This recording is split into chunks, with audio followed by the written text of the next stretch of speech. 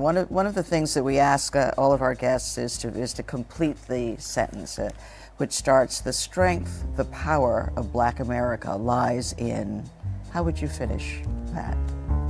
The strength and power of Black America lies in the souls and the spirits of little Black girls and boys.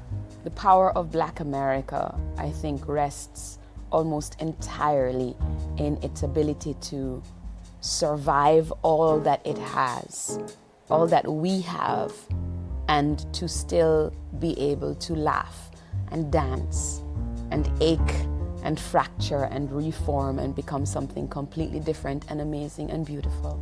It lies in our ability to talk to each other and communicate with each other and stay together.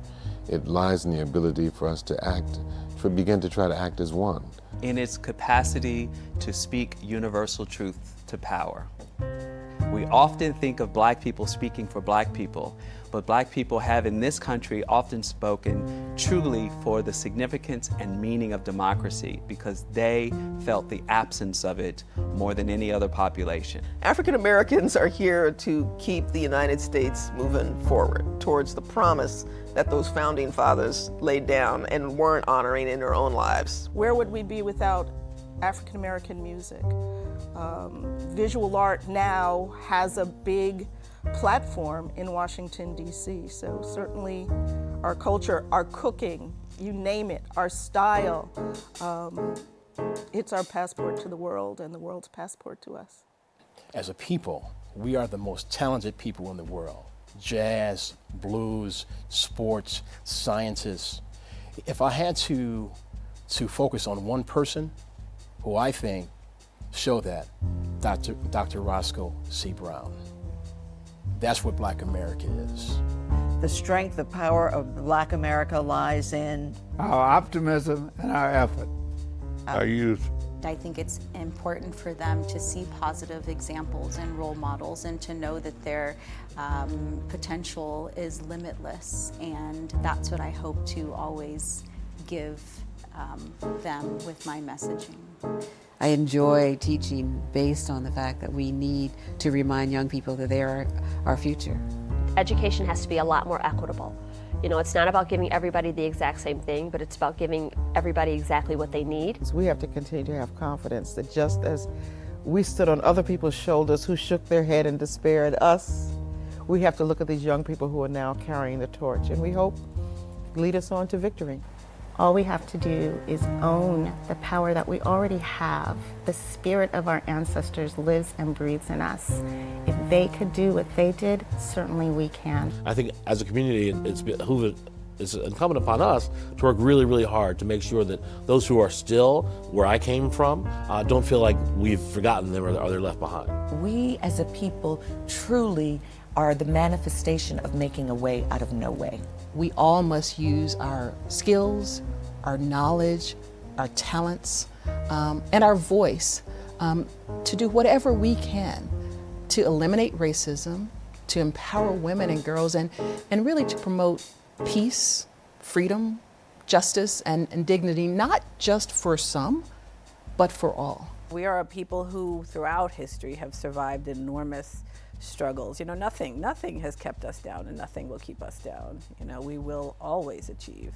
Our people have resisted and we have created, and our imaginations have always been vibrant and brilliant. That has never died and it won't ever die. Blast through those barriers. You blast through one and there's another, and you don't give up. You say, we just got to keep on keeping on. Something about being an African American and going through so much struggle and trauma makes us who we are. Just beautiful diamonds with so much love in our heart, with so much love to share, with so much love to give. I am so thankful that I am an African American. I thank God, please, I thank you for allowing me to be a Black man. Freedom dreaming. Freedom dreaming. It's a hyphen, so it could be one word. Thank you, Dr. Tillett. Okay, one word. The power, the strength of Black America lies in, where do you think that is? It lies in opportunity. It does lie in opportunity. I felt through my career that because I had this opportunity to become a great gymnast, it led on to so many other things. For me, words. Thank God so many of us committed our thoughts to the written word. And it has allowed us to share wisdom of Black sages over the centuries. We usually have our guests finish the show with the strength and power of Black America lies in. I have a feeling I know what the answer is. What is it? Black women. That's right. Black women and our hair. Black people are present in all spheres, but how do we translate that presence in the world into the power to change the written and the unwritten rules that govern our lives? And how is that? And we do that through activism. We do that through telling our stories. We do that through holding institutions and government accountable and making people understand that they have to be nervous about disappointing Black people. I really believe that our power and our strength lies in our inherent belief in our dignity and our inheritance of a birthright to liberation and freedom. We will help make a manifest America's stated goals. We will make real what Jefferson wrote in the Declaration of Independence. So the greatest strength to me is they believed when a country didn't believe in them. Love. Love. Just that simple and that. Yeah, love and self-love.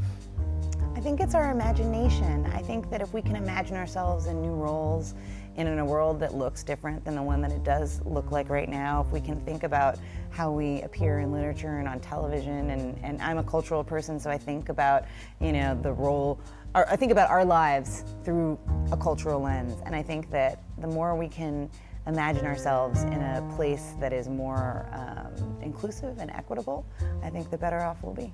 The aspirations were not to be a drug dealer or to be a rapper. Not that there's anything wrong with being a rapper, but we had strength in those numbers, and we developed compassion. And you only do that by having differences. To be able to see each other's humanity, and I think that that's our strength.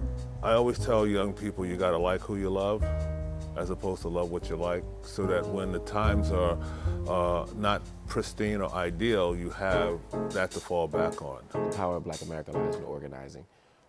We need to analyze for sure, we need to act for sure, but there's something about organized movements that lead to the kind of change we want. It is spiritual. It is about not giving up on yourself, but about giving over to something much larger. And I think that oftentimes gives people the fortitude and power that they need. We have the economic power, we have the voting power, but we don't realize the power that we have. In my mind, it's faith and family. That's first and foremost. And everything else kind of builds from there. You have to, and by faith, I don't just mean faith in God, although that is important, but faith in each other. Faith that a better future is possible, the faith in your community and its ability to collectively solve any problem that comes our way. That's been the history, that's going to be the future. People have to remember that. I think that strength and power lies in our collective identity. And our collective identity is held in historic places. Imagination. I think that the history of Black people in America has always been the power to imagine a better circumstance, imagine, a new form of music like jazz, to really imagine that America lives up to its ideals. And our resilience, and our beauty, and our art, and our foundational contribution to this country. How diverse we are, how creative and resilient and courageous, really, we are. Resilience, but a kind of defiant resilience. I think too often we get caricatured as being one thing, either being meek and mild or being militant. There's no appreciation, a little appreciation of the depth of complexity and the diversity within the Black community. I think we need unity, I think we need understanding, I think we need acceptance of someone else's life.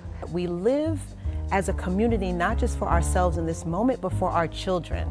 And so many people would say that you look at a community and judge it by how it treats its children. And I think it gives me hope that I know that with our faith and with our resilience, we are going to be able to do something for thousands of young people in this country to make sure that we lift them out of poverty and that they have access to not just equality, but equity and the lives that they really need in order to be successful and to be able to have the American dream. Our ingenuity and our resilience against all odds that are thrown at us. Well, there is a great strength in the people who were brought over and enslaved. And I think that strength goes through their generations. When black people were emancipated, I don't believe the people who were involved with that thought we were going to survive. They thought we were going to perish. And not only did we survive, we've overcome all these obstacles, everything we weren't supposed to do, from being a black quarterback to a black football coach to a CEO to President of the United States. We come from a people who, over a way that with tears has been watered, they traveled across an ocean, cramped quarters, unbelievable dishumanity. And look at us. We survived, we thrived, we invented, we wrote, we changed the story, we've healed bodies, we've raised children, we've raised the bar. The strength in Black America is resilience.